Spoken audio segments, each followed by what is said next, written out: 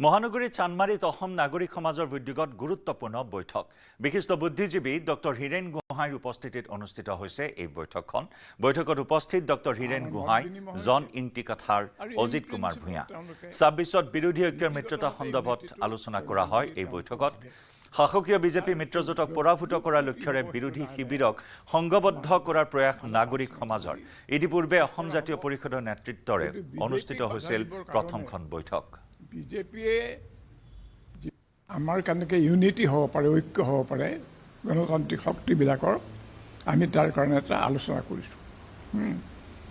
আমাৰ মত বিনিময় হৈছে আৰু ইন প্ৰিন্সিপল তেওঁলোকে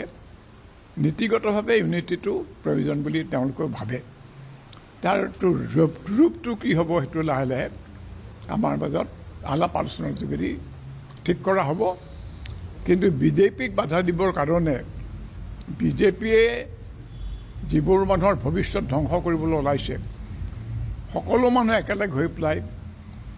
তেওঁলোকৰ নিজকে অসমখনক ভাৰতক বচাব লাগিব এইটো হৈছে সাধাৰণ